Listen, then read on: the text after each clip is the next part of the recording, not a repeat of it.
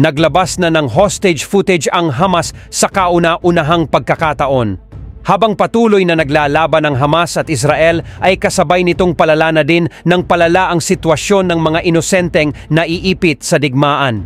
At heto na, naglabas na ng first video ang Hamas na nagpapakita ng isang babaeng 21 years old na makikita pa sa video na ginagamot pa siya. Siya si Mia Shem at sinabi niyang dinala siya sa Gaza para gawing bihag at sinabi niya sa mga Hamas na ibalik na siya sa pamilya niya sa lalong madaling panahon.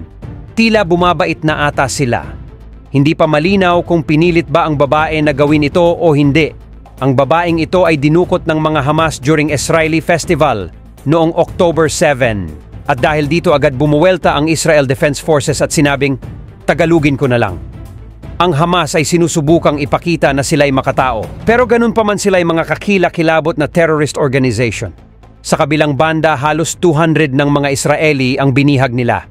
At ganun pa man heto pa, hindi pa rin binubuksan ang border ng Egypt para makatawid na at maging safe na ang ilang mga Pinoy doon at iba pang mga lahi.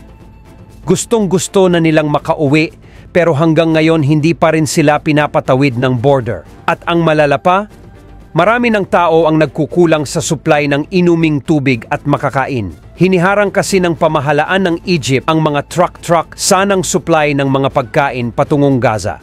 Iniisip kasi nila na baka hindi lang pagkain ang ihatid ng mga truck sa halip, baka mga bala din ito na isusupply sa mga Hamas na nasa Gaza. Hanggang ngayon, patuloy na pinupulbos ng mga Israel Elite Forces ang Hamas. Kumbaga no man's land na ang ginagawa nila. Kaya naman paulit-ulit ng sinasabi ng mga tiga-Israel na lisanin nyo na ang Gaza dahil pupulbusin talaga namin kayong lahat.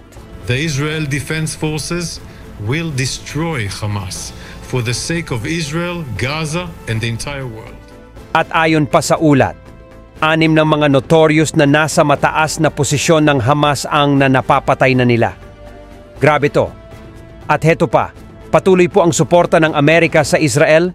Nito nga lang, ayon sa ulat noong October 16, sinabi ni Biden na tutungo siya sa Israel para ipakita ang pagkakaisa nila laban sa makapaminsalang mga terorista. Nakakalungkot pero ganun talaga ang buhay. At kung ikaw ang tatanungin ano ang masasabi mo sa sigalot na nangyayari ngayon sa pagitan ng Israel at Hamas, comment down below.